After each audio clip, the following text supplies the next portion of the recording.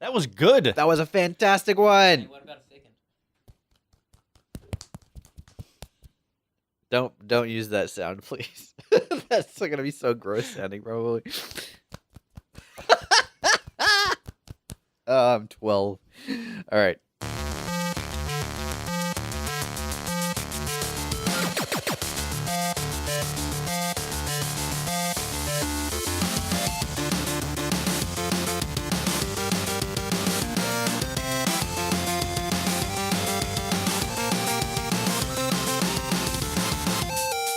Hey, welcome to episode 83 of Front Seat Gamer. I'm Nick.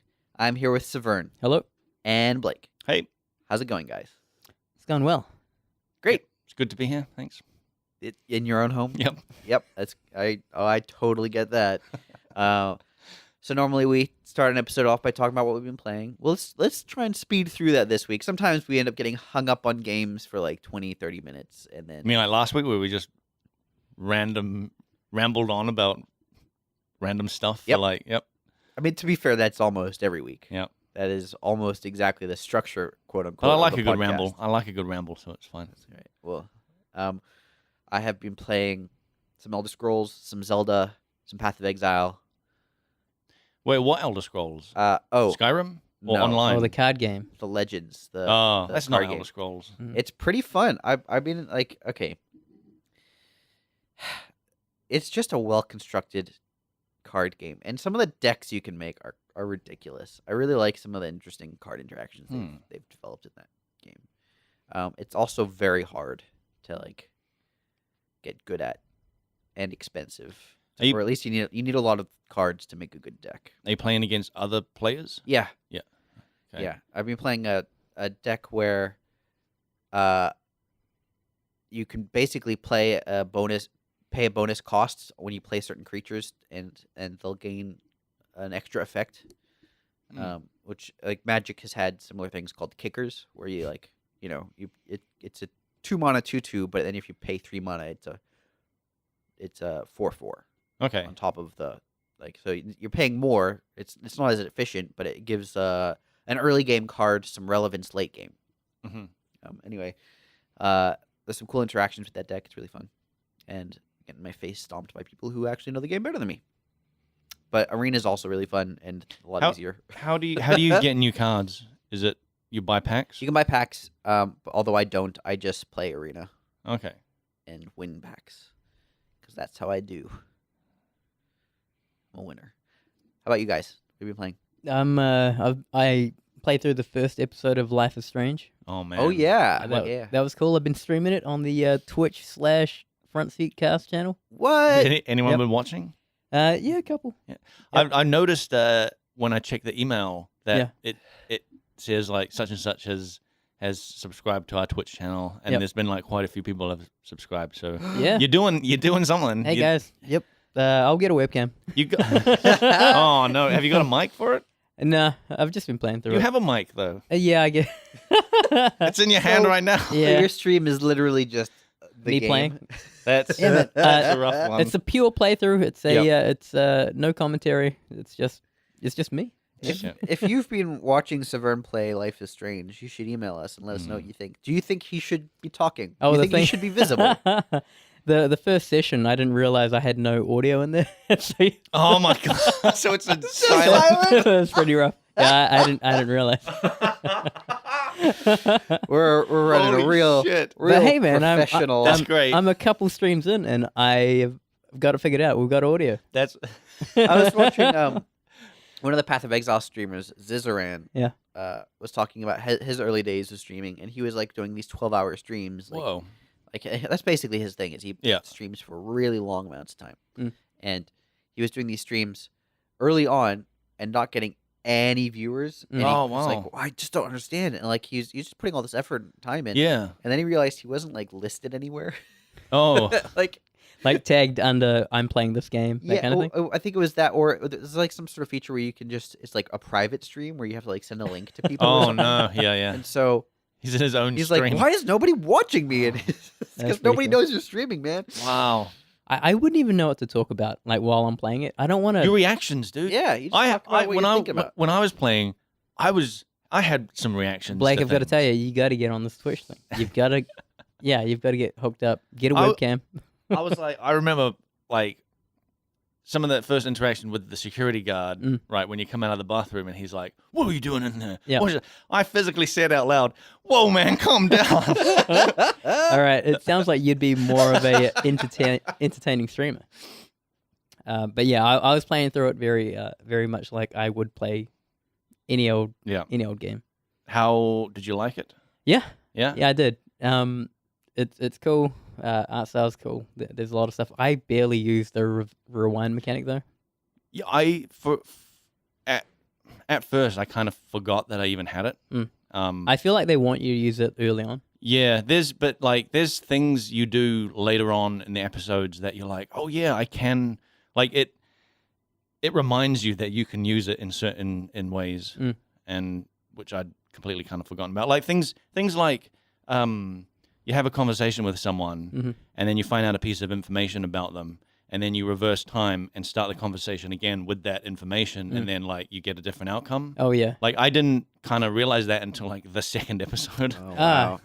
Well, Like I was just going through being like, this. I wasn't happy with the way my choices in that conversation, so I go back and change them. I wasn't like getting information and then using that. You weren't using the outcome of a conversation to redo that conversation with the new outcome. Yeah. That's interesting. It's like a way to. I mean, it's sort of like you're. Is it like you're a detective and Yeah, there's a total like detective vibe in it. Yeah, and you're picking up information to then surprise someone with. Yeah. and yeah, that's interesting.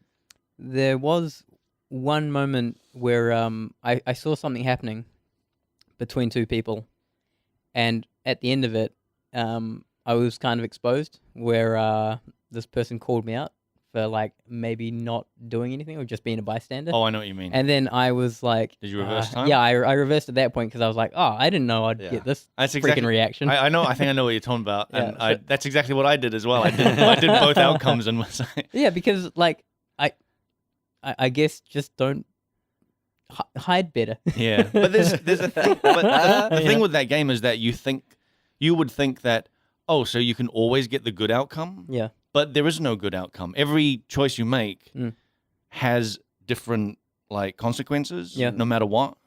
But I was really playing like early on as the snitch, so I was, I just played as like I would, and it was cool to commit to those changes and see how the things kind of fell into place. So that was nice. Yeah. But I didn't like some of the puzzles. Yeah. The paint bucket one. Yeah. Really hated that. So, yeah, same. Like I was like, I spent way too much time on that. yeah, same. I was like, what is that's when I felt like, what does the game want me to do? Yeah. Like it felt like the game was trying to get me to do something instead of like me deciding to do something. They introduced things to make it seem more lively. So there are these two guys throwing a football back and forth. Yeah. And I was like, all right, there must be something here. So I was approaching these guys thinking, oh right, they've got a football. Yeah. And this is like structured this way. This is what needs to happen. Yeah. But that obviously wasn't the thing that needed to happen, and it sucked. So I kept failing it. Yeah, that sort of thing where it wants you to do something very specific is definitely like the weakest part of that game. But the thing is like that paint puzzle is kind of the most complicated that puzzle that ever happened. You think? Yeah, so it's like they put up like it's like as the episodes went along, they realized that the puzzliness of it is definitely like the weakest part. So they sort of just like faded that off, and right up until there was that point where I was saying on the last episode where I saw a chair and a thing I needed to get, and at previous times in the chair. game, I can't move the chair. Well, that's what the puzzles were becoming. Was like there was something up high that you need to get. You reach for it, it smashes on the ground. You reverse time, and you get a chair and move it. Right. And so I saw that setup and was like, oh yeah, it's one of these. And then it turned out not to be because they're just like, nah, look, we know you don't like doing this. We'll just like do it for you. Okay, that's cool. Yeah. That's cool that they address it later on because I kind of didn't like it. Yeah, no,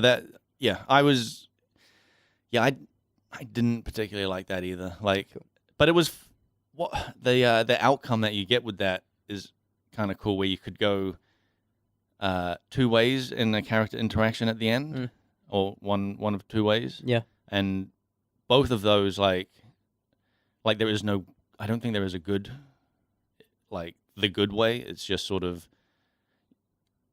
they both have different outcomes. Yeah, sure, you know? sure. Yeah. They just both have consequences. Yeah, they just both have consequences, and that's what I liked about that game is that I didn't feel like, oh, I'm doing the good playthrough, Right. as opposed to I'm doing the evil playthrough. That's good. You know, it just felt like you're just doing what felt right. Yep. Yeah. That's cool. What have you been playing? I finished Life is Strange. Nice. The whole thing, the first the first season. Or Yeah, whatever? yeah. I got so into that game after the last podcast. It sounds like I'm gonna have to play it. Yeah, it's damn good. It's a damn good game, and I've started playing the prequel now as well. That's cool. The Before the Storm. Yeah, Is it Before the called- Storm. Life is normal. We had these string of jokes. Yeah, yeah. Just yeah. Here, I'll play a clip from Yeah. last episode. Thank you. Just go ahead and hit that. Yeah, and so I'm playing that where you're playing as Chloe, the best friend character from the first one. Yeah. And the mechanic in that, instead of, because she doesn't have time rewind powers, is she has an argument power. Huh. And so you, which is a timed thing as well. Got a cooldown. Yeah, it's got a cooldown, so you got to like pick the right sort of argument kind of thing. And they have a little tutorial of it, so it's sort of basically it's you got to listen to what somebody says, and then it'll give you 3 choices, and one of them will have sort of something that is like mentioned in what the other person just said. And it's so you'll just hit that, and because it's like that's the connection kind of thing. Okay. It's like it's pretty basic, but like that timer thing really really makes you panic. Okay. But what's cool is that like she basically just goes around an environment or talking to people, getting information, and then you use that information in an argument with someone. Like you found, like there's a time where you find out her stepdad is unemployed, and you only know that from like snooping around. Yep. And so you get into an argument with him, and you use that against him. Dick move is. Well, she is. She's an angry teen. Right. Like, and what's cool is that like you really see, like she's justified to be angry. Okay. She's not just an angry teen for the sake of being an angry teen. She has justifications for sure That's being an cool. angry teen. Yeah. Yeah. That's cool that you get more of her perspective. Because that, you know, the intro to that first episode kind of sucks. In the way that it opens, where not the storm start. Oh, yeah. The storm stuff. In the classroom. Well, no, the way how you're kind of just you want to try and figure things out. A thing happens which is pretty big, and then you get around it. But then you later find out that this is your best friend. Yeah, of like, which is funny. And it's funny that she didn't recognize it, but I guess like she had changed a lot, and it had been like she had blue hair now. Like she didn't have blue hair last time. Right. So yeah, so I couldn't recognize her or anything. Yeah, but it's not emphasized or any way. It's not told to you, communicated to you that she is someone of importance. Well, that's what I think was good, because by the time she shows up again, I'd kind of forgotten about her. Huh. Like when she shows up again in the truck, I was like, oh, it's that chick, and then Max recognized her and says her name, and like, oh, that's her They've got a friend. history. Yeah, that's her friend that she'd been like talking about in her head or like writing about in her journal.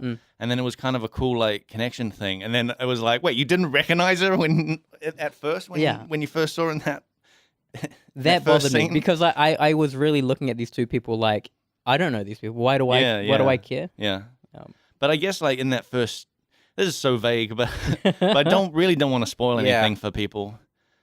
Well, why don't we just say, play it? Yeah, play it, and I reckon we should have like when you're finished, and I reckon you should play it. Yeah, I'll play it. And I reckon we have a spoiler cast of it because Okay. And Blake, God, get on that Twitch, bro. Get on that Twitch. Yeah. Yeah, you got to play those games with no sound. Yep. Get set up. I'll do one better. I'll play with no video. Video only sound. No, it's just you. Yeah, it's just only my sound. No sound. It's just an image of you playing a game. It's a still image. Yep. Yeah. All right. Let's talk about E3. Mm-hmm. So that happened. Mm-hmm. What are the highlights, guys? What do you want to talk about? Last of Us. Yep. Shit. That was probably well. Cyberpunk was also like a big thing, but I'm already excited about that game. So Yeah. I'm just as excited about it. What got you excited about that game in the first place? It was made by CD Projekt Red. Yeah, That's kind of it.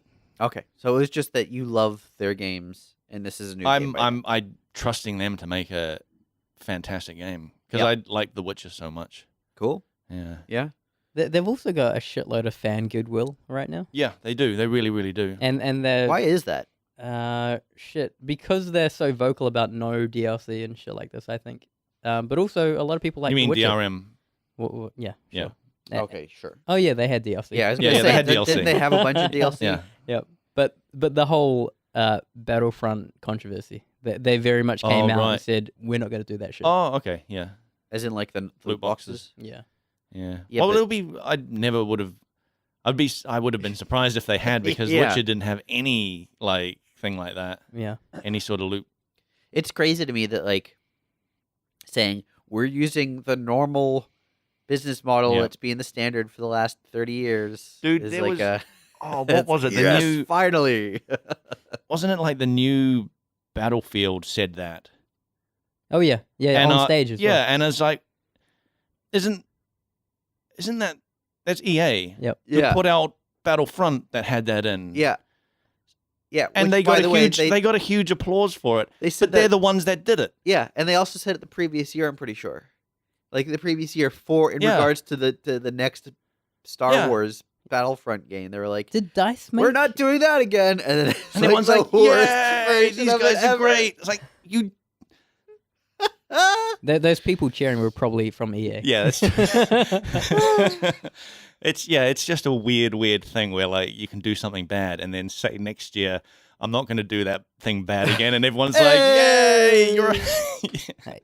Yeah. E3 is pretty weird like that. Yeah. So, Last of Us. Mm-hmm. Amazing animations. Now, Nick, you had some issue with this trailer. It just looked like touched up, Mm. which Oh, and you then think I, it was false? then I talked to Jonathan Mm. because he was like also super impressed by that trailer, and he told me he tried to explain to me. I say tried because I don't think I fully understand. You weren't listening. Because you're so Because I skeptical. walked away in the middle of the conversation. He kept following me. And I was like, "No, man, stay away." No, he was telling me about they've got some new animation system where they basically mocap actors doing all sorts wow. of stuff, and then they have a system which tries to best fit the character animation to something that has to be motion captured, and then sort of interpolate between its current state to that state in using that data or something. Mhm. And basically the crux of what he was saying was, nah, dude, that was in game and that was your ending. Like that's just a new technique they're using, a crazy new technique. Mhm. In which case, that's awesome. But I can understand you're doubting it because it does look too good to be yeah, true. it It looks just. Well, after Jonathan explained that to you, where are you now? Are you kind of sold on the thing? I will wait until the game comes out and Yeah. see how it actually looks when it's being played. But like based on that trailer, it's very, very impressive. Mhm. Whether the game accurately reflects what that trailer showed, we'll see. If they pull it off, that's fantastic. It's huge. It's a huge leap in like animation realism. Yeah. And like the pause as there's a scene in that trailer where there's a they're not zombies. What are they? There's an enemy Mhm. crouching, looking under the car at Ellie. Yep. And she shoots the zombie dude. Oh, it's not a zombie. That's a person. Yeah, that's just some weird cult faction. Mm. Okay, well, she shoots this person, and the enemy freezes for a moment before it drops. Like Yep. there's a moment where like the body stiffens. Yep. It doesn't And instantly then- go ragdoll and Right, float and into the then sky. Then it ragdolls, Mhm. and it struck me as realistic and what a nice subtle detail to have, Mm. as part of that. But it also struck me as like how can that be consistent throughout the game, right? So if that's part of this new animation system they're using, and if that's just like how that game is going to look, awesome. Yep. Otherwise, Stop messing with your trailers. God damn it. I feel as though Naughty Dog has got like a good track record with releasing trailers and games that are indicative of that experience. I've heard the opposite. I've heard like, don't get me wrong, their trailers About Naughty look, Dog? yeah, don't get me wrong, their games look amazing and stuff, but apparently, as I understand it, oftentimes they are a step down from the trailer. Visually? Yeah. What's an example? I mean, I don't have an example off the top of my head. This is just as I understand. Okay, it. so I might be wrong. I did some digging. Yeah. Digital Foundry has a really cool breakdown of the Last of Us 2 trailer, which is cool. They talk about this animation system as well.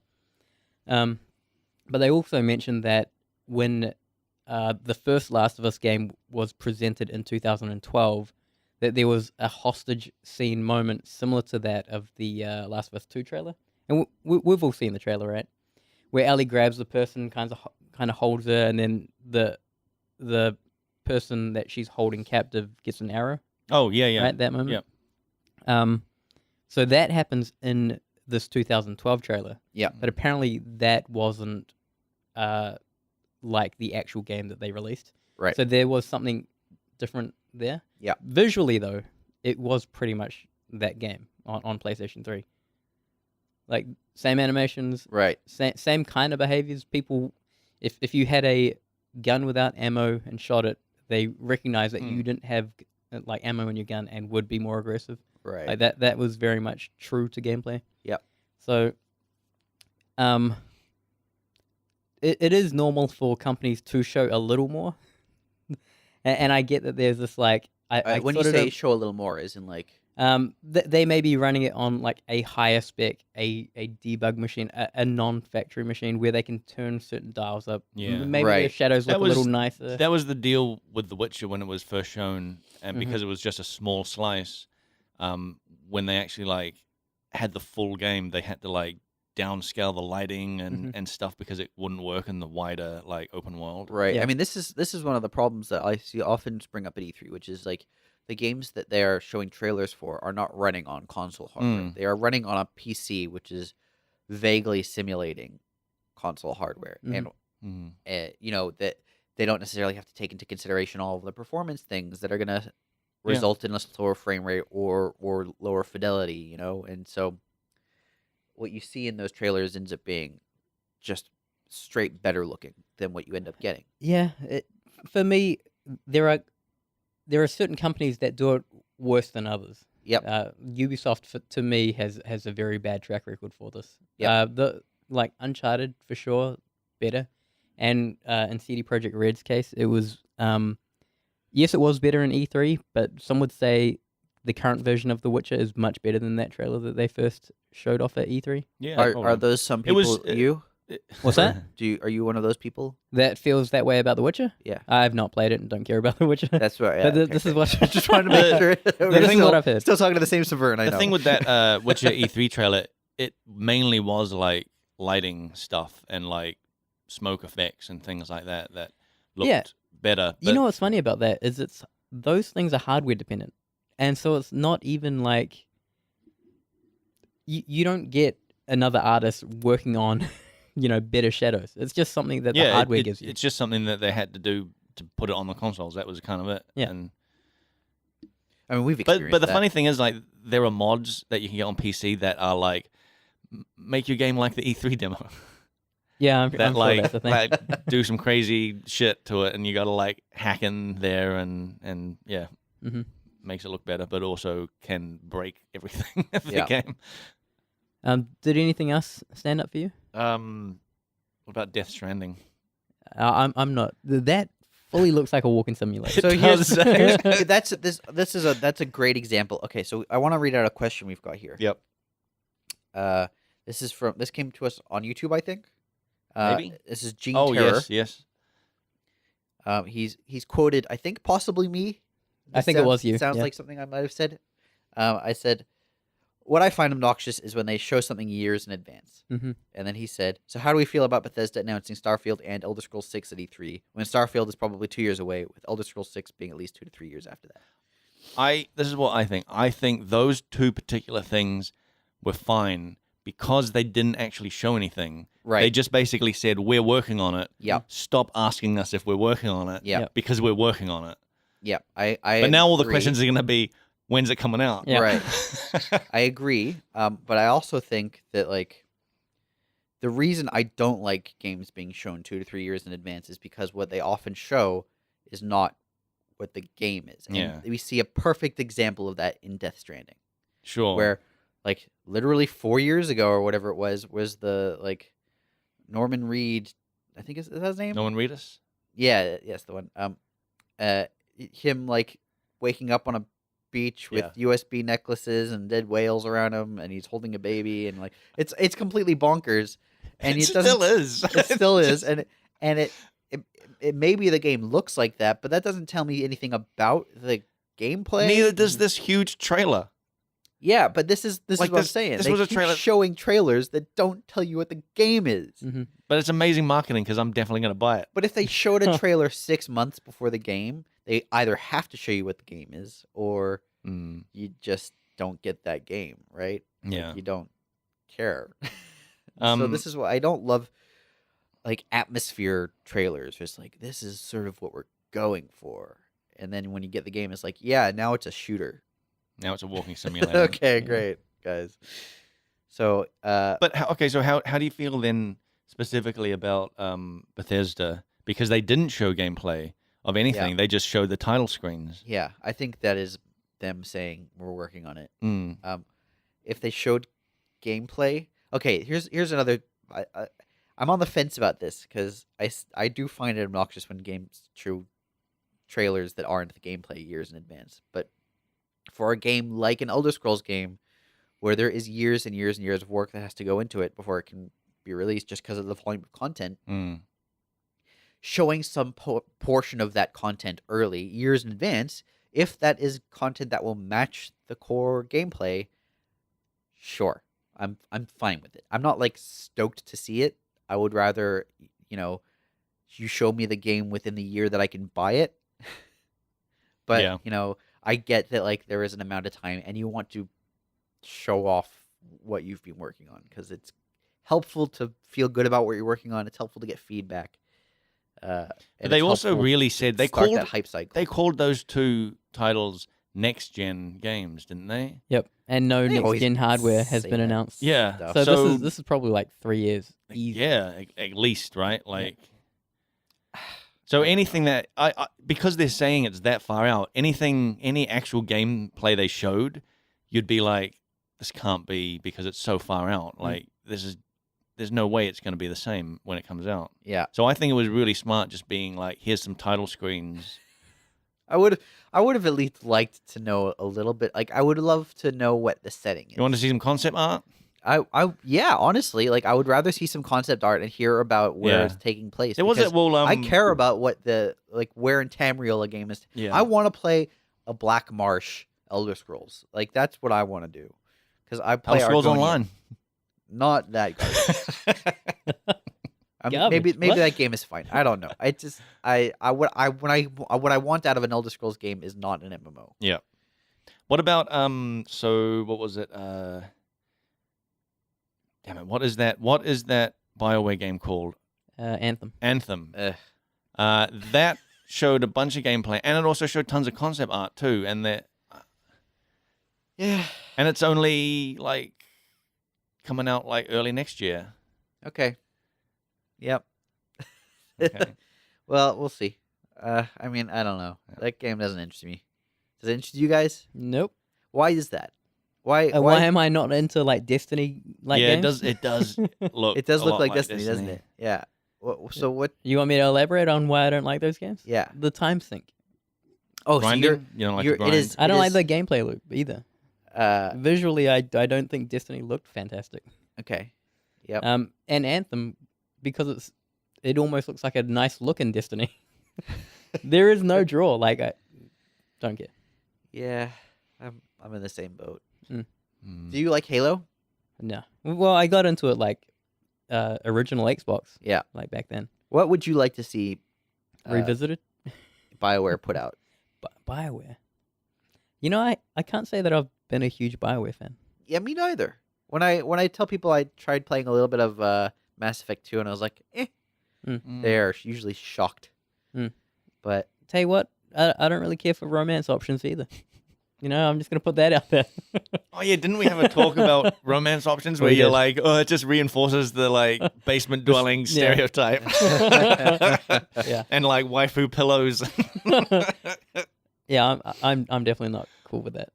what about in games like Harvest Moon, where the point of the game is not romance per se? I but like it's- that, man. You do like that? Yeah. So Yeah. it's you Shit. like I romance guess options when it's a tiny. Yeah. When I'm running a farm, bro, and I need someone need to a provide for me. Well, what about like Stardew Valley? Right, has tons of romance options, doesn't it? Like Yeah. you can almost romance everyone in town or Dude, something. yeah, I wanted to pick up Stardew Valley, but but then I remember, dude, I That's a time sink. Yeah. holy shit, Yeah. dude, I would come back home and put another 4 hours into that game. So not cool. Yep. The games that stood out for me, Ashen, Oh yes, motherfucking Ashen. Man. So that looked cool. Cute game. I follow their like Facebook page, and since E3 they just keep putting up gifs of like videos. Yep. Beautiful That art game style. looks just I amazing. can't get over how good that looks. Yeah. And Control, which is a new Remedy game, which is the guys who made Quantum Break, Yeah. Alan Wake. Oh their new yeah, that's game. the psychic person throwing shit around. The transforming gun, the Yeah. people levitating in the air. That looks That's good to me. right. Yeah. They had some gameplay too, so and it looks fantastic. So these 4 games, Cyberpunk, Last of Us 2, Ashen, Control, look pretty badass. Cool. Smash Brothers. Did you like the like half an hour talk about going through every single Smash Bros character? Didn't watch it. Oh. All I There's 10,000 changes. 10,000 ex- changes they said, and they showed all of them. 10,000? They showed them. Pretty much. It felt like it. Jesus. It felt like Yeah. The, they were like, here's the Wii Fit lady, and we made her face a little nicer. Yep. And then they Good. have this And like then GIF. it had a side by side, and you're like, well, it does look nicer.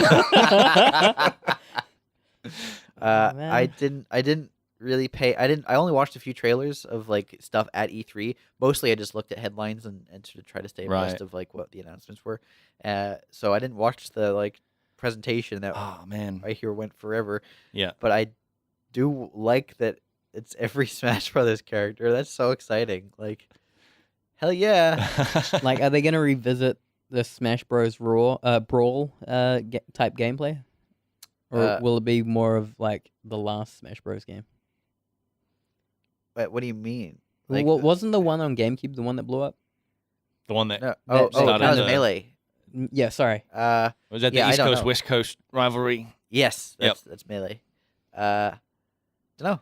I suspect they are swinging more in that direction. I hope they do, just for more cool YouTube I would documentaries. I would love for there to be a competitive Smash. Who do Bros. you main?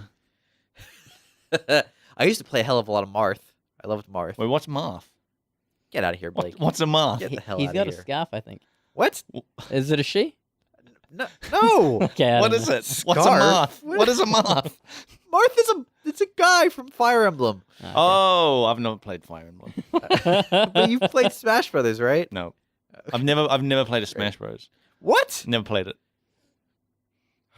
Okay, I want everybody listening right now to email frontseatquestions@gmail.com and tell Blake he needs to play Smash Brothers. Those games are Should I Twitch it? masterpieces of fun. Twitch it, bro. Yeah, It's I'll those play games are Marth. so much Audio fun. only. Yeah, yeah, yeah. I'm excited. Yep. that's cool. You didn't get on this Fortnite buzz that's been sweeping Oh across the. no, I game is considered Oh, playing it. I don't know. It's Man, don't have the speaking time of for that, Fortnite has caused a bit of a buzz where some like health organization is now saying that like video game addiction is a real thing. oh yeah, the World Aw. Health Organization is saying it's a real thing. But Yeah. I don't think it's because of Fortnite. I think it's just All the because- stories. Well, the one story I saw, which had a couple other news clips in it, they were talking about Fortnite. That's just because it's like the number the one hot thing? game at the Yeah. moment. Yeah. Like I it think doesn't matter what the Mhm. number one game in the moment is. It's gonna be the fault of game Yeah. addiction or Yeah. whatever. You know. But it is funny that that is a thing that has never changed or gone away, Hmm. because this news thing I saw, they had a newspaper clip from like the 80s going on about the evils of Nintendo and how of kids are course. like wasting their lives playing Nintendo, and it's just it'll never end. It's almost as bad as that rock and roll music that the kids like these days. Yeah, I was thinking. Well, I rock and mean, roll. have you played a record backwards? That's the only way. Sounds I play them. terrible. You shouldn't do it. It's just the whole mass hysteria thing. I was reading an article that was somehow linked to that whole World Health Organization. Yeah. There are football players in New Zealand Yeah. who, when they score a try, do a Fortnite gesture dance? from Fortnite. Nice. And people, I read a Facebook comment from some guy who was very, very upset about this.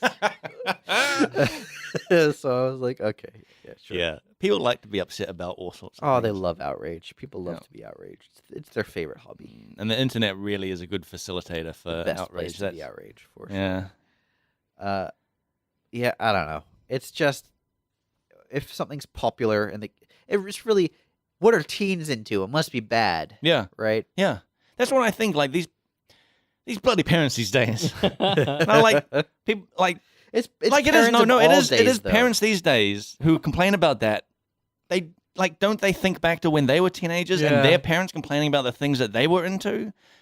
But they must think like, oh no, that turned out to be fine. It's this thing that my kids are into that's the real evil. I suspect that the people who are complaining about it are probably grew up in households where their parents complained about things. Yeah. And like And didn't they- let them listen to rock music, didn't let them play Nintendo, you know? Oh, television. Oh no, that's evil. Don't Yeah. They grew up without television, so when their kids are growing up, oh we'll get a television, but no video games. Yeah. Don't even touch a comic book. Don't even think about an MP3. You play D&D? Oh, that's basically like intro to the Satanism. Yeah, that was the real thing. Ugh. Did we talk about that on the? Yeah, we did, the Satanic Panic, and we Yeah. got a message from someone who lived in New Zealand in like the 80s who experienced the Satanic Panic when he was in like school.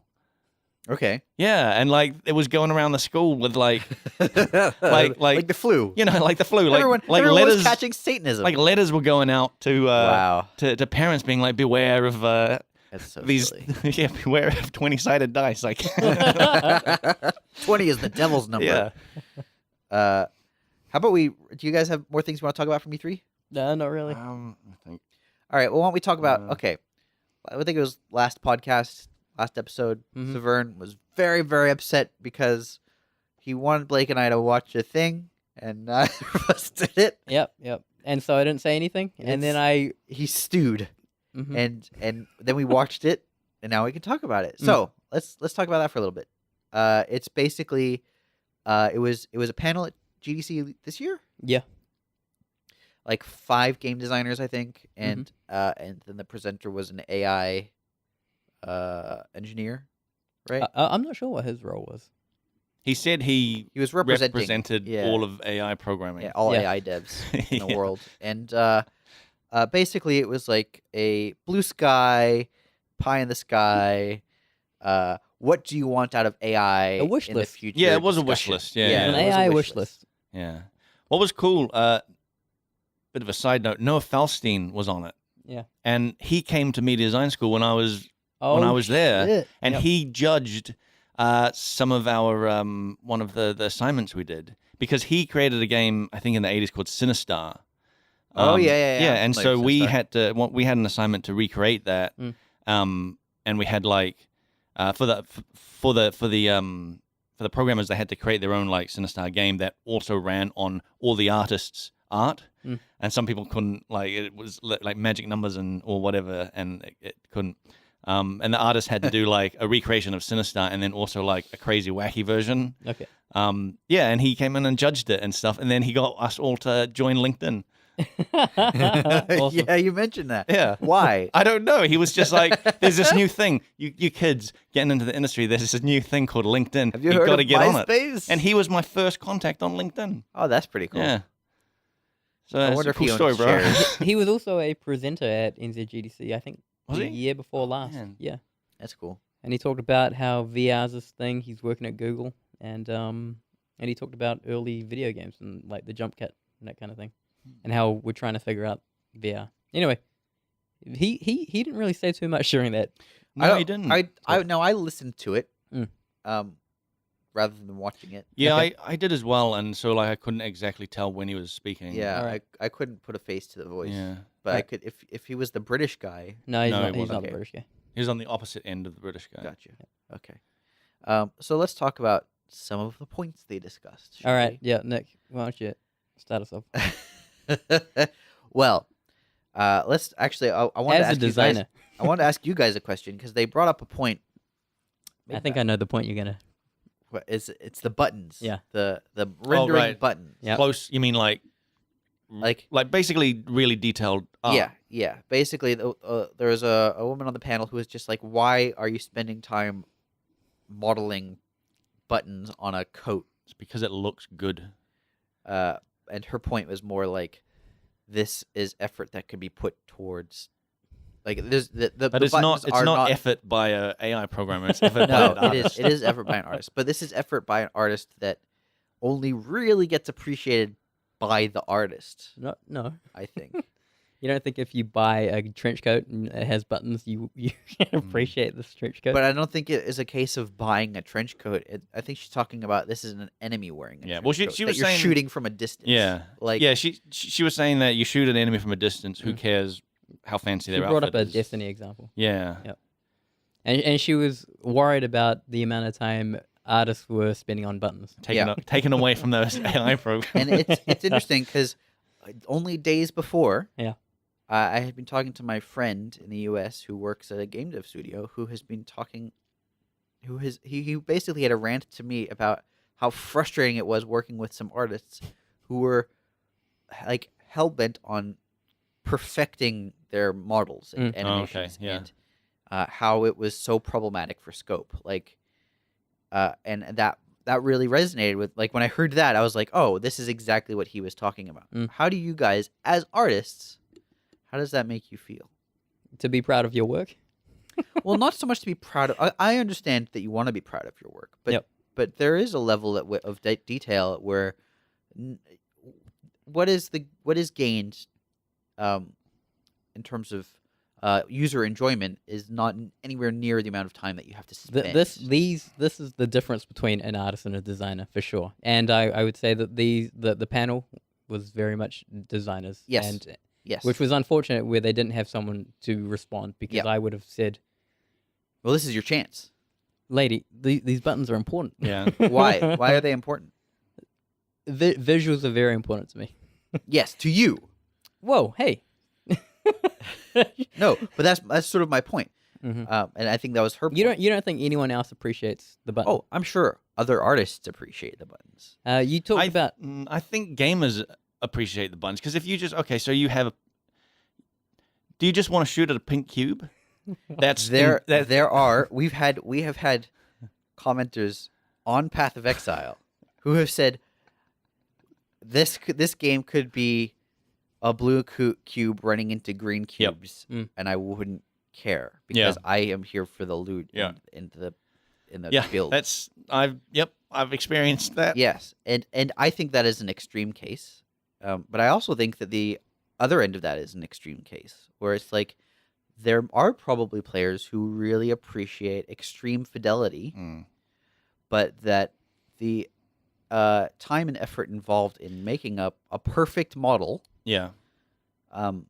ultimately just it can be a hindrance to the scope of a game. Well, a game like The Order, remember? Mhm. That had ridiculously detailed stuff. Like you showed, like we looked at their ArtStation stuff, and they had like intricate detailed, like ZBrushed, like matchsticks Mhm. that are just a few pixels on screen. Yep. And like, I agree then that it's like this is not a level that's needed. Yep. Other than just having a cool portfolio of like, look at these details. Yeah, It's okay. That's fine. Okay. My point of view is that the holistic thing requires both. Is my like Yeah. blanket thing. yeah, Like, yeah. Like everything complements the other thing. But I don't like I really don't like how designers will take the stand of like, it shouldn't even need to look great. Because that's what I'm getting from you. Like, that's not what I'm saying. Okay. So because it should look great, and it can look great. Yeah, yep. I think more what I'm saying is, and this is what they talked about. Mm-hmm. When you look at the makeup of a game studio, even let's say ours, one side of the room is artists. Like one side of the office is artists. In our office. Yeah. Okay. And then the other side of the office is programmers, designers, and Effects animators, artists. and QA. Yep. And more, and yeah, effects artists. So there's like, I would say more than half of our staff is art. Mm-hmm. Now, we do have a lot of art assets in the game. I'm not saying that we have too many artists. I actually don't know. I think that what we put out looks great.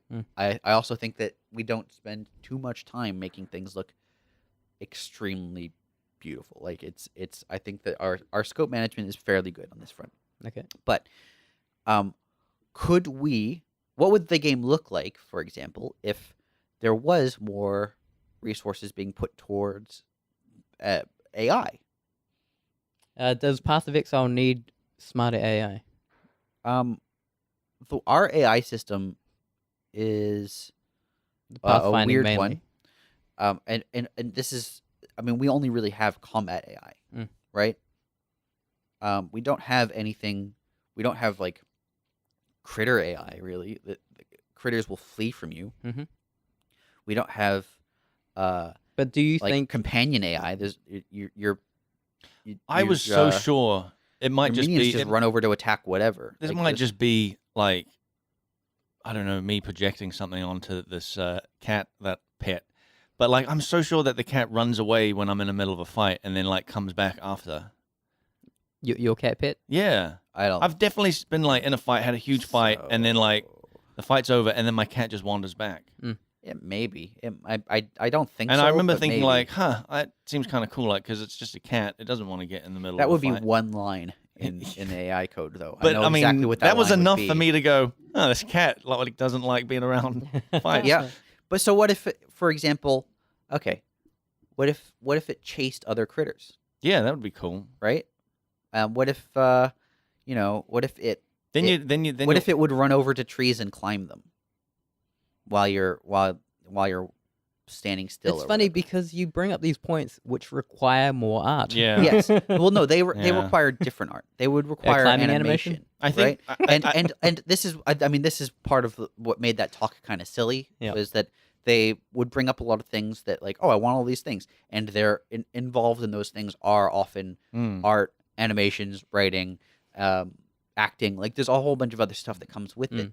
But I guess more to what their point was there are resources being put into details that aren't necessarily going to be noticed by 99% of the players that could be Do you think you could reallocated, like resources reallocated to do more interesting, sort of more immersive things, which I think is a fair point.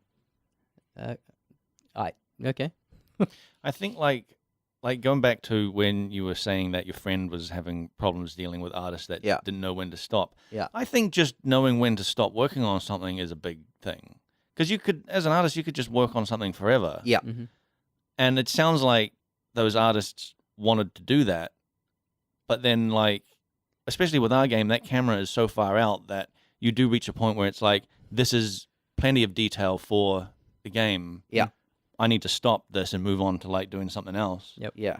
You know, I don't need to ZBrush matchsticks. Yeah. I mean, this is also, I mean, he's working on a game that hasn't been released. I don't think it's even necessarily been announced. Yeah. And they're, this is like a startup that has funding, Mm-hmm. so it's a very different environment and very different culture from what we're used to, where we didn't really have funding other than eventually what we were making from players. Is your friend a designer also? He is, yes. Okay. Well, just from observation, Yeah. designers have they're almost face blind. I feel and Who programmers. said that? Me or Saveun or Blake? Yeah, wait. Stop saying that shit. Who's talking? I can't tell. Blake, I agree with that point, even though. No. But yeah, like obviously you guys are not artists. You don't care. I care, and I promise you that a lot of designers care. For example, we want a consistent look for certain things, right? Do you? Yes, absolutely. In an incursion, for example, all of the spell effects within the incursion temples are consistent. Okay. Like they all have a similar visual style, and it doesn't really look like anything else in the game, and that's really cool, right? It gives a unique. When you're in an incursion and you start getting hit by spells, you know you're in an incursion. I can't talk about what I've oversaw this week, but I can tell you that this issue was created by a designer, and it was very funny because no comments related to its visual style. Okay. Obviously, because this person didn't care about how they looked, and once it came to our end, Well, they that's just all we care trusted the about. artist to be like, Yeah. you guys make cool stuff. I- Make something cool. I know I can speak as a designer and say I will at times intentionally ignore like giving visual input because I want the artist to do something they want to make. Like I want them to make something they think is cool looking because oftentimes, I mean usually, it ends up being cool looking. Like But it do you ends up say- being great do you- for the game. Do you say that in an issue saying like, you know, free reign to make something cool, or do you just not say anything and then leave the artist going, I what does he will want me to do? Yeah, and then I'm I working will on this thing often for say ages, and something- then I get told off Yeah. for Right. like waste too much time. I might say something like I don't have any strong opinion about what this looks like. I trust you guys to make something cool. That's cool then. And That's a good issue if you say that, because then you know, like, all right, I'll do something cool instead of like this guy has a specific thing in Right. mind, but just didn't write it in the issue. what I might say is it should be themed around something. Like I Right. might say this is a Vol themed item, Like or a loose guideline. right. Yeah. Yeah, I will say look at this is the base type of the item. You know, base it around this or whatever. I'll try and give like a starting point, but you know, we aren't artists, but that doesn't mean we don't care about how something looks. It just means that we are happy to put our trust in the people who are artists. However, the flip side of that is like there is a point at which making something better does not make the game better. Yeah. Do you think that applies to design also? Yes, absolutely. Cool. Yeah, because I'm pretty sure if you were to ask anyone at work, they would be pretty happy with the current state of AI for the game as it is currently functioning. But if you I ask can any, tell you that we regularly request new AI stuff. okay, but the flip side is, Yeah. if you ask an artist what they're happy with, Yeah. they're probably not even gonna. They'll be like, when you look at your work, it's Yeah. flaws typically. Sure. And Blake knows. Yeah. It's a It's completely only flaws. I mean, that's true. Like that's all about I flaws. think that's true of any creator in any field. Yeah, it is like I look at items and I go, this is a flawed item. so like Or I'll read a dialogue line. And I'll say, this is a Sean, the concept artist that did Yeah.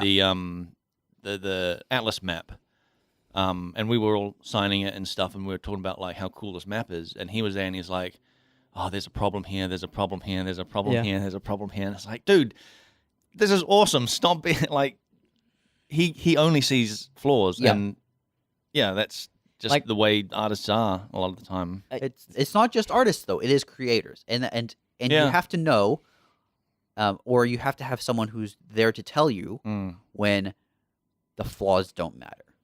Like, I think I might have said it on the podcast, is that I only like my stuff like 6 months after working on it, because I'll see it on someone else's screen and be like, oh shit, that Yeah, now with lighting and shadows. It yeah, actually with looks with decent. lighting and shadows, like, man, did somebody like fix this or something? Like, oh no one's touched it. Oh man.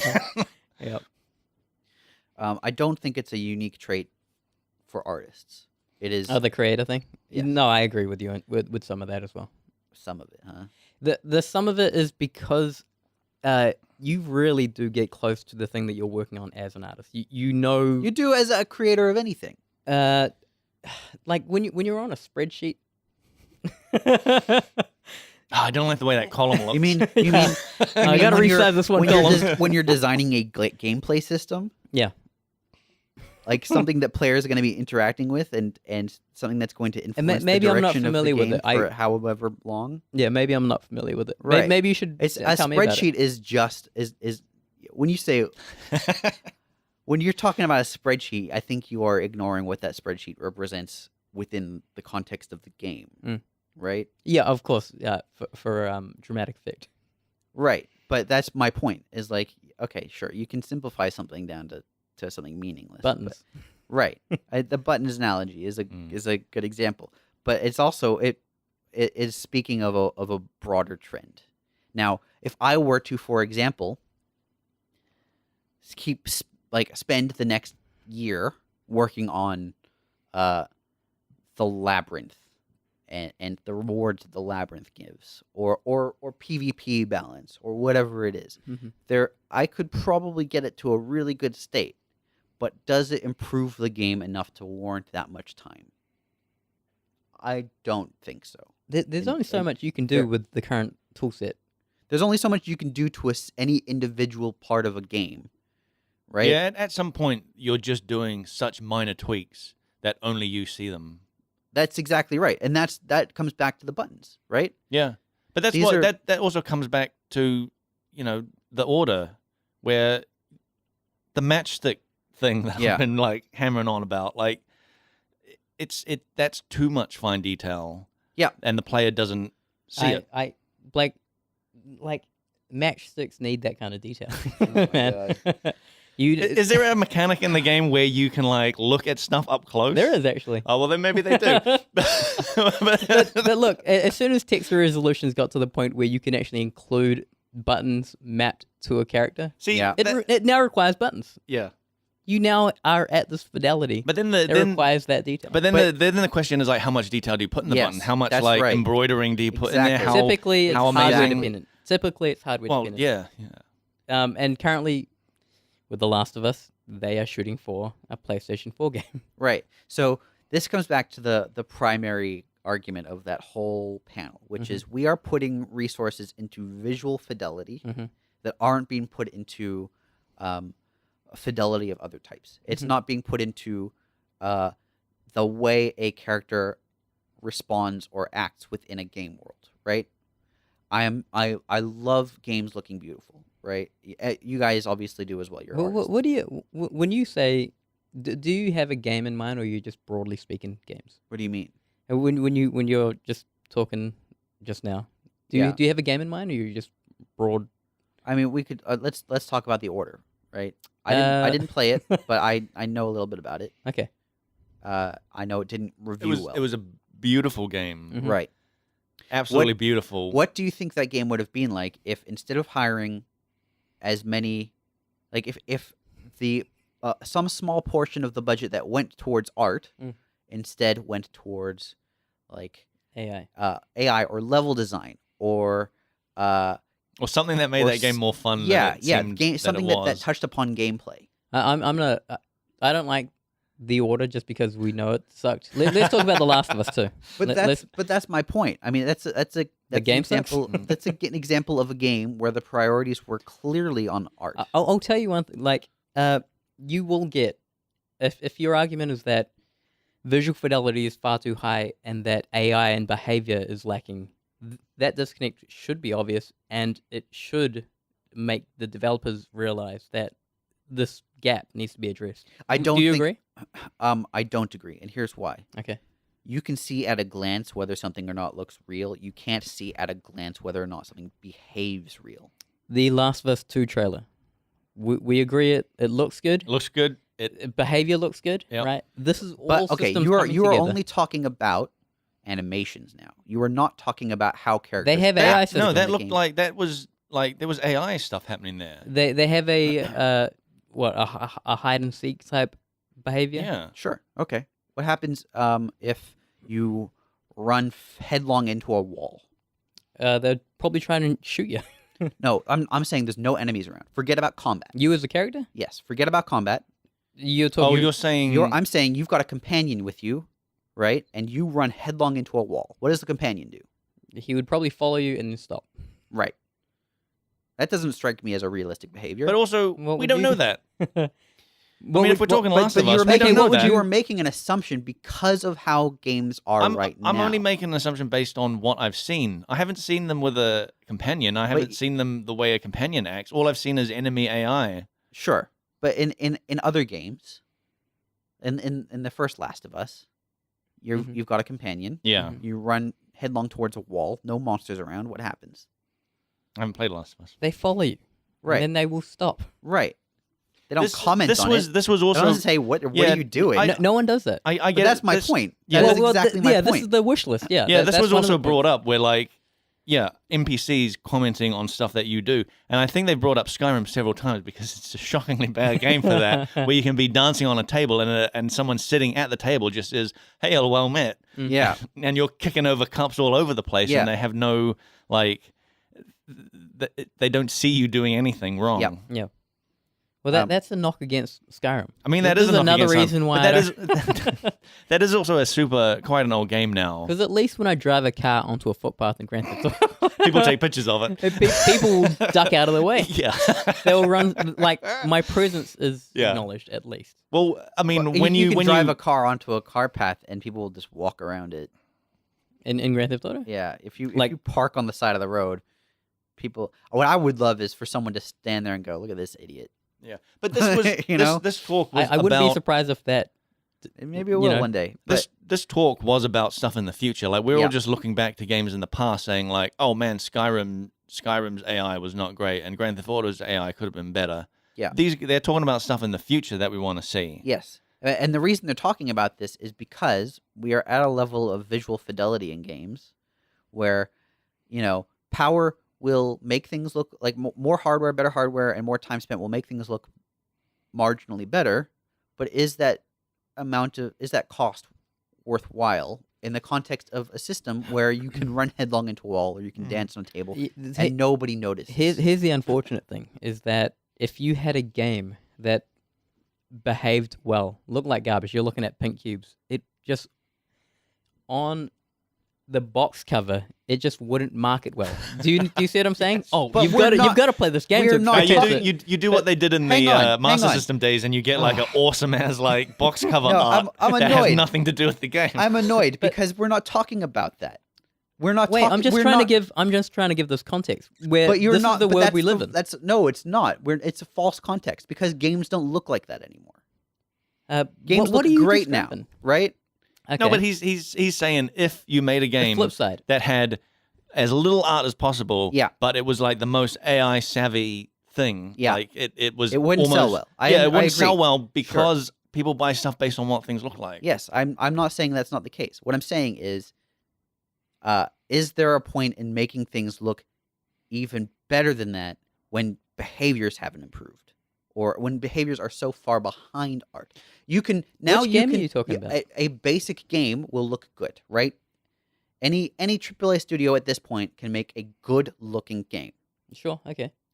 Point to a game with amazing AI. Look, they will deliver AI to the point where they feel it fits that game.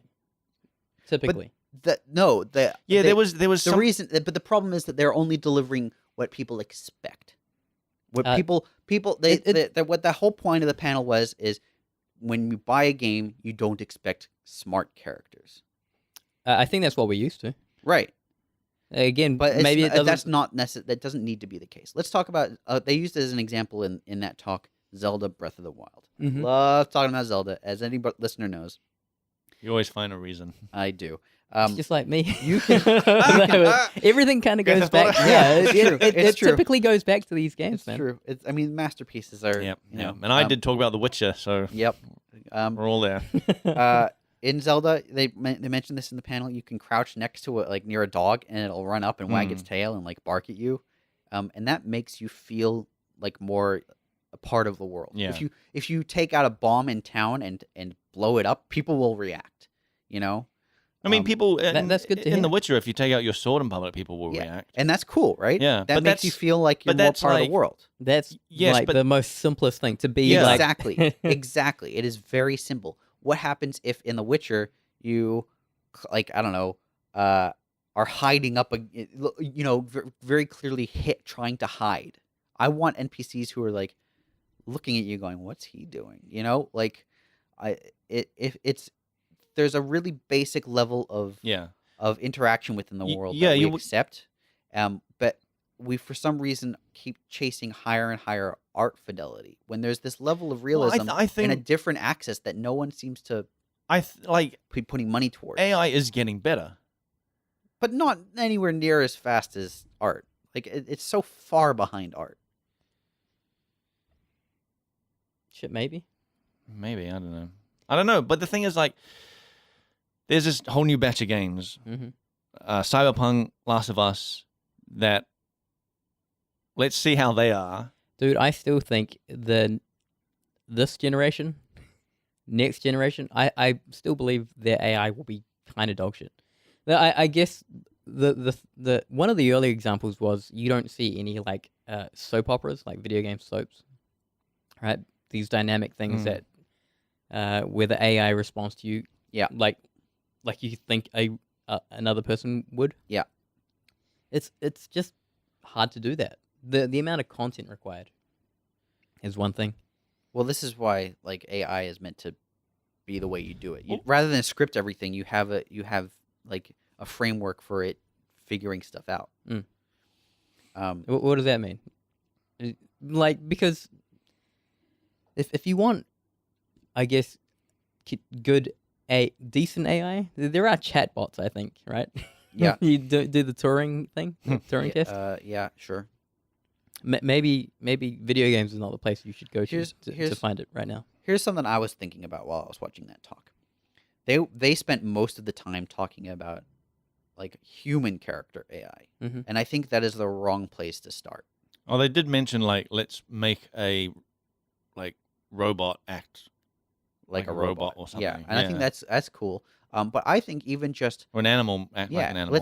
let's focus on animals or monsters that are, that have a personality. They did bring up Nintendogs, and Yes. Stalker did have things of like animals. They're territorial, that kind Yeah. of thing. Video games do this. But this often comes back down. Nintendogs is the exception here, but it ultimately comes back to combat, which is Yeah. So often the core gameplay loop, Mm. but it's not the only gameplay loop. For example, I would love in Skyrim Mhm. for you to go into a store, and if you're wearing amazing armor, have have be the comments on it. have the have the shopkeeper bargain a little harder, All right. right? You're clearly wealthy. Yeah. Why I think- why is your bargain skill suddenly be the sole I think determining factor? I think that kind of AI is not difficult because it's just No, like it's just not. reading, I don't know, a flag or a tick box or something Oh, that's like a I have gear awesome score or armor, something similar, so right. here's this, like, all these dialogue options kind of thing. Exactly. Like, That's a lot, dude. But As a game developer? it's money. It's again, it comes back to like where are the resources being put? And Yeah. in games, it seems like about half or more tends to go towards Mm. art. Imagine you have like 100 lines of dialogue, and then it's like there's a talking to someone of higher status, of lower status. Yeah. Then it's like 3 times the amount of work just Hey, for as that. I mean, someone when- who's when we- written when- dialogue for Path of Exile, when we you talk did a yeah, but lot we of don't writing. comment on that. when we're talking about like God of War the other week and the amount of dialogue that's in that, Mm. and like the way things change, like based on things like that have happened, they'll Like, say the same your line but quest state and differently. stuff. yeah, yeah. You know, yeah, like And that's really cool stuff. It is really wouldn't cool. you love to see more of that? Wouldn't you love to see more characters and more games that yeah. look at I remember the context, the broader world, and change how they act towards you and other characters, not just necessarily you. I remember they mentioned something like reasonably simple about just having something like Sims AI on just random NPCs in a town, Yeah, so that they would have like these bars of wants and desires, and they would go and like, fulfill those things. Yep. Like instead of just like, you get Skyrim or Oblivion where you have characters that seem, when you first get to the town, like, oh, this is a bustling town, but the more times you go there, you see They the have same patterns. characters like walking, Yeah. doing the same routes through towns, and When Oblivion came out, that was revolutionary as well because it was every character had objectives Yeah. at different times of the day. I remember. Yeah. But it's ultimate, and it because of the volume of NPCs, it's ultimately quite a shallow system. What happens when you double the number of people who work on that, and you have one guy whose sole job is to have these characters react to other characters' objectives, right? Suddenly, that world seems a lot. And you more don't interesting. need too much. I don't think you'd need like a heck of a lot more like animation for certain things. Like characters already like pick up apples and eat stuff and sit down and do that. You just have like a few like wants and desire bars, and then they go fulfill those, and they're doing those animations it's anyway. Funny. It's funny because we boil it down to like these real simple things. But it's not. I mean, It's not in, simple. in practice. It wouldn't be, requires but it requires people and money, but it's not like there's a shortage of people and money in the games industry. It's just they are being put towards certain things. For better or worse. Until soap opera video games becomes an in thing, I don't see this being a thing that will be. It's not hot like a first person shooter is or a Fortnite is. But it doesn't necessarily have to. When you talk about being part of a soap opera, it doesn't need to be part of a soap opera. In GTA, let's say your outfit as whatever character you're playing, that could have an influence on how just random NPCs act and react to you. Like if you're not wearing a shirt, they have that. Sure. In Grand Theft Auto. Okay, well, but okay, that's a very very shallow layer though. Like, why not have NPCs react to other NPCs? If you do something that influences, I think they do that as well, where they will get into fights. That's fantastic. They do react. Like there is that kind of system. That's the sort of stuff that makes the world feel like alive. Yeah, right. This is why I love that game so much, guys. Great. So I want to see more of that. I want to see. I do too. I want to and see what crazy depths that can get to. Bro, prepare your wallets. Red Dead Redemption 2, guys. When you say Late that, October. when you're saying that, like that also has like an animal hierarchy thing. Yeah, boy. Yeah, So but that's the something. Zelda. It's got an animal hierarchy. Yeah. Do they have animals in it outside of dogs? Heaps of animals. Outside wolves, of dogs. Bunch of different kinds of birds. Can wolves mess up dogs? and stuff? There are bulls. There are like rhinos. Oh yeah, there are, horses. Oh There man, are I horses. didn't see There's a rhino. bunch of different kinds of horses. Do they interact? Yeah. I've seen wolves chase down birds and stuff. I've seen. I mean that was in World of Warcraft. Yeah. You see a wolf I and a hate, rabbit I will hate hop this by, example. and man. they'll just like run and kill it. And I Yeah. remember being a kid, being like, "Whoa, it's like a living world." So this Yeah. is why art's so goddamn important. But Man. that's part of AI as well. Sure, but it's so basic.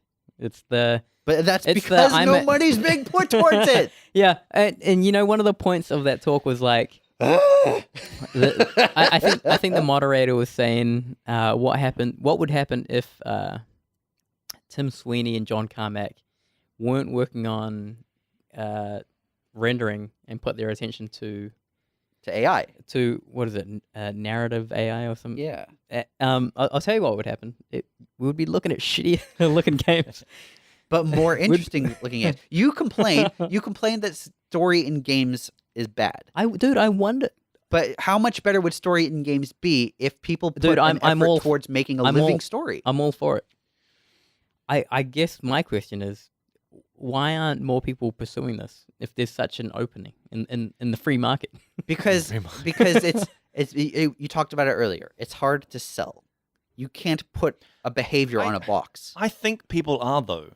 Yes. Like people it's starting definitely to are. be- Like it's moving look, in that direction. Okay, so there were two trailers at E3. There was the new Tomb Raider, and then there was Last of Us. Mhm. I remember seeing the new Tomb Raider, and it was like looked very sort of generic.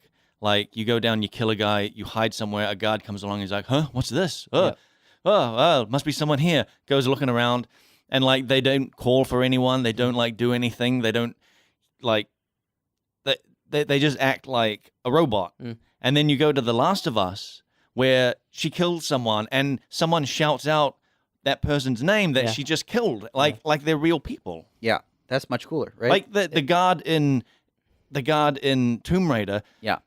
that's his work colleague. Yeah. He just comes along and goes, huh? A body? Huh? Like, Right. as if I Not just just go that. to work and see Saveun lying dead on the ground and go, huh? A body? Yeah. Huh? It's Must be nothing. in Metal Gear Solid games. It's the same thing, and I mean, part of it is like they're trying to signal to the player. Yeah, I know. But I know that it's- there is a yeah. balance between like making it clear that it's safe to move around. How much more interesting would it be in a Metal Gear Solid game if the guard didn't like signal to the player that they were on the player's tail? If the guard was just like, huh, and then like They're started acting a little smarter, trying to Yeah. look around Well, corners carefully. there definitely are games that are like that, like Hitman, right? You got to hide bodies, or people will find them and call it in, or like run somewhere and call it in. Yeah. And like if you're wearing an outfit that like, you know, you're seen murdering someone in, everyone an alert for that a person wearing that outfit is going to be out. So you got to go and change your outfit. Yeah. You know, like That's there cool. is like this AI and I love it, and it's all core to the central tenets of that game's gameplay. Yeah. It's not like necessarily immersive in a way that makes the game more interesting. I mean, Hitman Like, is a bit of a comic, a bit of a cartoony, like ridiculousness. Yeah. But it does have like reasonably decent AI, like better than that Tomb Raider game, and that's way more modern. Yep. It's not even out yet, and it's still got the stupid guard AI from like the Batman games. Well, yeah, I don't know. I mean, It's- like even in Batman, you just like these guards. Like I've just killed everyone in this room, and you're still the same. You're the last guard walking around, and you don't realize you're the last person here. All your friends are dead, and you're just like, "What was that? Must be nothing. Back to my patrol route." Yeah. Like, and it seems like from what I've seen in that Last of Us trailer, it's not going to be like that. There'll be a little bit of it, like they do run into that store where she's hiding behind the counter, and they just start slowly like looking around. Yeah. Where I think that they probably could have realized she's probably gone behind the counter. right. Yeah. But you know that's You want AI to be that smart? I don't want it to be that smart because then it's not fun. Like that's a Yeah. problem. Like There is a but balance it could for sure. it could be more fun. Like what do you do in a game where enemies are that smart? I mean, how you does got to it go change how somewhere you else. You behave? got to figure out to go somewhere Exactly. else. You know. And that's exciting to me. Yeah. But again, it all comes back down to like this is Yeah. things that hook them to the core gameplay, and it absolutely makes sense that that's where the resources go. But like, I don't know, it just what if there are mice in that store, and your presence there scares the mice, and then the NPCs react to the weirdness of mice running away. You know, they're like, oh, maybe she's behind the counter because these mice just ran out of there. Yeah. There are things where you can add an extra layer of intrigue just through some simple And AI I interactions. think it'll get there. It's just for some people, it's not getting there as fast as like really awesome graphics are getting there. Yeah, I would say that right now is a really good time to talk about it because there is such a noticeable divide in the two. Yeah. Like graphics, that's like, why that talk was graphics quality is just like skyrocketed in the last like. Yep. And you know what's cool? We're not going to stop until it's fucking real. Till it's Till real. it's goddamn real, and I can have little fluff off these buttons. You know. Oh. You gotta. I feel like we're way over time. How over time are we? We're about like almost 20 minutes, but we should do one more question. Okay. Well, because we've got so many. I really questions enjoyed that and conversation. we're not getting through them. Yeah. If you guys want to ask us a question, you can ask us about AI. You can ask us about graphics. You can ask us about whatever you want. FrontSeatQuestions@gmail.com. You can also tweet at us at FrontSeatCast. And we've got a Facebook page, facebook.com/FrontSeatCast. Let's ask a question real quick. This is from Vivan. Vivan? I never know how to pronounce your name. Why don't you email us and let us know how to pronounce your name? Send us an audio file. Yes. Make one of those YouTube videos where they pronounce words. Yeah, dude, those are. I love the modern age sometimes. I gotta show you that some sort of thing. I found some really good ones. Anyway, he asks us lots of questions. We love hearing from him. This is one that I thought we could talk about, or you guys also thought we could talk about. We all agreed we could talk about. He said, "Hey guys, excited to hear the new episode as always. Been going through and listening to some older podcasts for fun again, and a question popped up. How has your guys' friendship evolved during the podcast? Were you all close friends prior to the podcast? Did it deepen due to meeting weekly and then bi-weekly for the podcast episodes? He's been listening to a long time if he remembers when we were yeah. weekly. Heck yeah. Mm-hmm.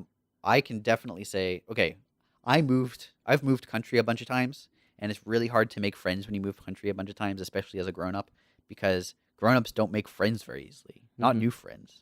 It takes a long time, and you have to have a reason. My first friend I ever made was in kindergarten, and I walked up to him and said, "Do you want to be friends?" Yeah. And he said, "Yep." And then That's the best line. Yeah. and we're still friends to this day. Yeah. When you're so young, it's like, hey, you're wearing a blue shirt. I'm Yeah. wearing a blue shirt too. Yeah, no shit. The school uniform is blue. Let's be friends. And then it just works. Yeah. But as a grown up, it's like you basically have to make friend dates. And you have to like really put time and effort into and open yourself up to vulnerability to Mhm. make friends as a grown And you up. can't be too strong going in there. Exactly. Yeah. You don't want to weird Yeah, you someone out. can't say, "Hey, let's be friends." Yeah. That's It's Why sad, not? but you can't. because It's weird. Like, why can't I don't want anyone coming up. Can you imagine a time if you're sitting at work and a new person comes up and says, "Hi, let's be friends"? It'd be like there's something wrong with this person. That'd be ballsy. Yeah, that'd be cool. Or no, what if they come up and said, "You and me, we're friends now"? Yeah. Oh, What if, shit. what if they Like, said, whoa. "Hey, we're both wearing red shirts. We're friends now." We're friends now. Yep. Speaking personally, because of all of the moving and the difficulty of making friends, this has been immensely helpful for me socially. As That's in, good. like, I feel like you're both my like close New Zealand friends, Oh, that's cool. and I like hanging out with you before and after the podcast. It's the podcast. I never think this is thing. We're never gonna make a send off of this podcast. I know that, but it's a reason for us to hang out, and I love Yep. it. Mm-hmm. Yeah. I did know of Nick before he joined the company though, That's creepy. and and so when I heard he was joining and that he worked at this one place, it was cool. So when we went, I remember going out to curry with you Yeah, and being like, dude, I'm a fan, yeah, and yeah, I had one of these moments with Nick, Oh, that's cool. yeah. and I said, we're friends now. He said, "You and me, we're friends." "You like video games? Do you want to be friends?" I like video games Yeah. too. I like buttons. What do you like? I like AI. Oh, we can't be friends. No, never the two shall meet. Man, Personally, Saveun and I get into arguments pretty regularly. Yeah. But I love it. Like I love talking You know to what you. they are? They are They're the debates. artist designer, like that. It's that thing, and it's like maybe I there's a think bit of you see confusion in there. I think you see a divide between art and design. I do, yeah, for And sure. I don't think there needs to be a divide, but I love a good debate, and so I'm happy to argue with you. Yeah, like with that point I just brought up. Exactly. Yep. I will find a reason to argue Yep, anything. Yep. And that's how Nick and I get on. Yeah. Yep. You guys have even argued about the price of cars. Of cars? Yeah. Yeah. Because we were walking down the street Oh, and you see yeah, like a that's Lambo right. and you turn to Nick and go, "How much you reckon that's worth?" Yep. Right. And then there was an argument for like half an hour. It was like it's like $1.2 million or something. I was Yeah. why would you ever spend that much money on a car? There's no reason. It was a McLaren. Who cares what it was? It's a car.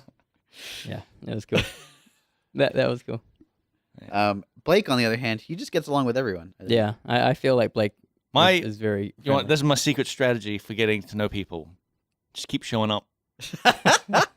And eventually someone will say, "What are you looking at?" Why are you here? Why are you in my house? Yeah. Yeah. I met you, Saveun, before working at GDG. Mm-hmm. Yeah. I remember. Yeah, and then I knew of you also through old flatmates. oh really? That had studied oh with you. right, yeah, because you were flatmates with classmates of mine. Yeah. from me design school. Mm-hmm. Yeah, I also remember Cam, concept artist. First thing he says to me when he joined, he goes, "Oh, you're Blake. I've heard a lot about you." I was like, "Oh shit, what?" Oh man. We've got to get that guy on. Yeah.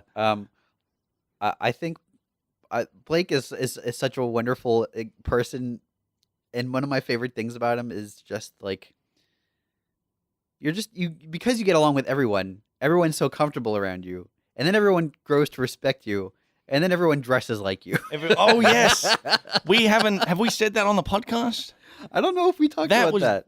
That is honestly the strangest day of my life. Was last year That's so funny. at the office. Wow. Well, Christmas let's back this up a bit. I have a real dress code. Yes. hard Blake has dress. a self-enforced uniform. I look, I'm a huge fan of a uniform. Like Steve Jobs did it. Yeah. That's it. The Simpsons do it. He's the only one. Superheroes do it. Superheroes do it. Blake's uniform is jeans. Dark jeans. Usually dark Dark jeans. Oh, jeans. sorry, blue. You've got blue, yeah. Dark blue jeans. He's wearing blue now, but usually it's black, if I recall. I have had black jeans. Yeah. And then I try not. You're getting too deep into my my outfit selection, Well, but I try not to it's go. so narrow. It's hard to. I try not to go too black jeans because then it looks like I'm an emo. Yeah.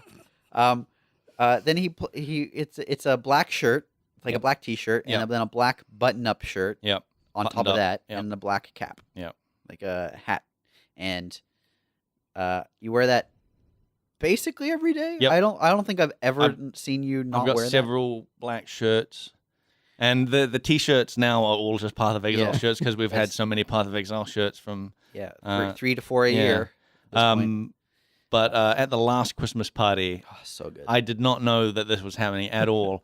I was helping someone set up like something for the projector, and then somebody asked me something from behind, and I turned around and I saw George there, who's been on the podcast before, dressed as me. Yeah, And I did so black shirt, black button-up shirt, black cap. yeah, and glasses. And glasses. Yeah, That's right. And I did a double take and was like, "What the fuck?" And then I turned to the side, and Chris H, who's also been on the podcast, who did the Xbox stuff, had the exact same outfit on, and I was like, "What the fuck?" And then I turn again, and then there was like Ash there with the same thing, and I was like, "What the fuck?" And then as the night went on, more and more people came through the door dressed as There was me. a good 10 people all dressed as Blake. It was amazing. Really, Honestly, I was speechless. It was just bizarre. I as an onlooker really loved it. It was so funny. Yeah, and I remember Chris Wilson walked in and saw us all standing there, and he's like, "Why is there like 12 Blakes?" Why isn't it there, huh? Why aren't there more Blakes in the world? Yeah, that was.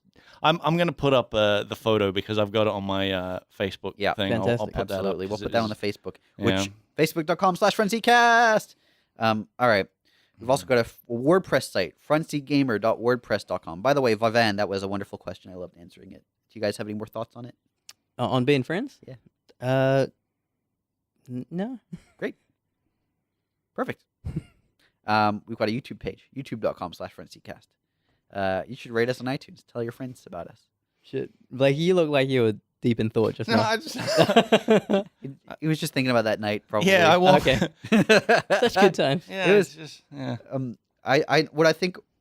What I loved about that was it was in jest, like everyone was doing it because it was kind of fun and funny, but it was I was serious about it. I think everyone I was wearing had that for only the real. best intentions. Yeah. because everyone just loves Blake. Yeah, but also Blake is very as an onlooker, no, as a guy who just observes things. Blake has the uniform, but Blake also likes to drink a certain beer. Oh yeah, I have a very. tweet? He has Yeah. a certain greeting. Wait, what's my greeting? Yeah, sup. Oh yeah. It's always the same tone. Yeah. It's always the same delivery. Yeah, he's found what works for him. And he's got a stance. He's got a certain position. have a lean. He's got a Yeah. lean. So he's got a very what would you say? He's- Iconic. I'm a character. He strikes an identifiable silhouette. Yeah. But but also he's laid back too. Yeah. Which is cool. everyone loves Blake. No one likes Saveun. No, I'm kidding. Because love Saveun. I get worked up. People don't like to hear shit. You do. You're very passionate. You People don't like to hear how bad The Witcher is. and From I a think guy who hasn't played The Witcher. you like me. I think we both like to play devil's advocate a bit, and we like to Sometimes, to dig our heels in a little bit. It's Yep. pretty fun though. Are you gonna play The Witcher on Twitch? I don't think I'm gonna. I'll just get right into Cyberpunk. I think you should. It's right in there. Yep. All right. We're part of the Australasian Gaming Podcast Network. This is the longest farewell we've ever done. It's hashtag AGPN on Twitter. Let's thank Leanne That's Lianne, Lianne, Booton, BOOTON.tumblr.com. She did our logo. And Andrew for our music. That's NAUGHTFORNOTHING.com. Notfornothing.com. That's his band. These are all good peeps. And we thank you for listening. And I'm not going to be here for like Oh man, a while. we I'm need going to on my sort out- honeymoon. Yeah, we need to sort out guest Yeah. hosts and stuff. Cool. We need at least 2 to fill your shoes. one shoe each. It's true. I got very wide shoes. Yeah. Yeah, we'll be back, or at least they'll be back in a couple weeks probably. I'll be back in a month or more. Okay, love you. Bye-bye. Bye.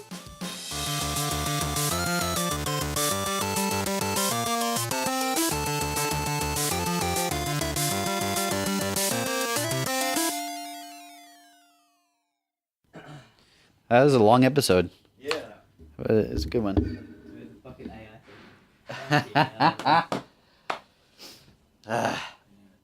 I mean, like, ultimately that talk was like just a bunch of like Wouldn't it be people cool going, to- yeah, I wish it could. Yeah. But some of the That's points what they I was- raised were that's- valid. I got a little bit annoyed about it like that. buttons? No, that The buttons, I think, were one of the more valid points. Like, Yeah, really? absolutely. Then when they talked about like rendering the collision of the buttons on a server, Yep. like, That's not a thing. yeah, I think it might be I don't think so. on shooters. Yeah, I think it might be. I don't think so. Okay, well, Because the in-game mesh is way different from the collision mesh. there was depends on the that game, though. Crackdown. Remember years ago when they first showed that new Crackdown game? They were talking about doing physics collisions on a server. And I think that I can't remember if they're still doing that or not because that game's still not out. We should have brought that up when we were talking about like games that are one shown with years Terry ahead. Crews? Like wasn't that like 5 years ago they showed that originally? last year at E3. I remember because They showed it. kept yelling at me while I was in the Xbox booth. Oh, fuck. Really? You met Terry Did you Crews? shake his hand? It was just a video Ah. over and over and over again, all day, every day, He needed for to 3 be- days. But didn't they announce that like 4 or 5 years ago? Yeah, and the heat Before was Terry Crews was even part of it. Wow. Not sure. And it had like whole buildings like collapsing and stuff, and they're like, yeah, this is only, this is we're offloading it all to the cloud, you know. So Yeah. so the game is like is small on your hardware or something like that. Yeah. And I don't even know if that's still a thing. Oh, dude. What? That pissed me off a lot. Why? When that lady made the statement. Why? That was Yeah, that I think it's a I'm valid kind of criticism. annoyed, but like it's control. It's the buttons are like the least of your concerns. Okay, maybe not. Well, what do you mean the buttons are the least of our concerns? You make a circle. Her point. Okay, the fact that it's the button is not like It's to say that it's you work arbitrary. on something insignificant, right? But it's working on a detail that is time consuming and fiddly that a tiny portion of the player base will notice and even fewer will care about. Like, I agree to an extent. Like, there's definitely an extent where you're adding so much detail that it just doesn't matter. Yeah. But, like, buttons can be... They make the outfit. They make Yeah. The buttons were her example. I don't Yeah, know I that know, it's the but, I best mean, example. like, the matchstick is an example. It's a great example. You know, yeah. where it's, like, this high poly, like, crazy matchstick. Yeah. It's not a good example, though. It's a cylinder with a freaking. But you got so much detail on it. It's not necessary. Again, if it reads on the texture map, it's necessary. You can't read the object. It's just like It's not on that. the texture map. Yet it's like a few pixels on screen. Yeah, You can't when see it. You see it out of the corner of your eye as you're running through a hallway or whatever, People right? see It doesn't. See No, it. the, But then- the artist sees it. That's the only person who sees If it. it makes it onto the texture map, they see it. It's- They see it. You can get a sniper scope on. But See, the- I would those days say can be spent that's somewhere I would else. say that's cool if there's a mechanic in the game where you pick up objects and you can like really look at them. Then it's like, yeah, There's look that mechanic. look at. Well, if then it is, then yeah, okay, then that makes sense because like you can see it. Like, Skyrim even had that. you could pick up objects Yeah. and see it Your and cheese stuff. whiz. Like, yeah, you pick up your cheese wheels and you rotate it around. Like, if you got something like that, then like, yeah, you got to put in detail to anything you can pick up. The games that look like garbage, in my opinion, the Bethesda games, they should have good AI. They don't have good AI. They should. AI. They should. They And why the really fuck don't. They have good AI? I mean, those games don't look like garbage. They looked. I mean, Skyrim looked fantastic when it came out. When it came out, Yeah, I'll give you that. but that I think Well, that's Skyrim. my point. I honestly You think can't make something look fantastic 6 years after it came Yeah. out. When it came out, let's look at the most recent games. Fallout 4. The game looked pretty good. Not I amazing. honestly think Skyrim was the height of that game engine Yeah, probably. because Fallout 4 seemed like it felt like a steam engine that was just rattling. It was like pushed far beyond what it could do. It's What do just you like think about Vault about to bust 76? it at the parts. I'm actually probably gonna play that. What did you think of the mobile game? Oh, actually, yeah, I'm kind of That keen on looks that. pretty But cool. it's I was looking at that being like, oh, it'd be cool if this was like not on mobile because it actually just kind of looks like a fun game in general, like a Elder Scrolls Lite. And then they said, yeah, coming to Steam as well. I'll Coming try it to on phone. PC and stuff, yeah. I would try it on my phone, but I have a feeling it would burn my phone up. My phone's quite old. Mine's in pieces, but it's pretty. And neat. mine's missing pieces. You should try Elder Scrolls Legends. Yeah? Yeah. I'm pretty fun. not big on card games. Okay, well then don't. Oh, shit. There's a... Jeez. There's a...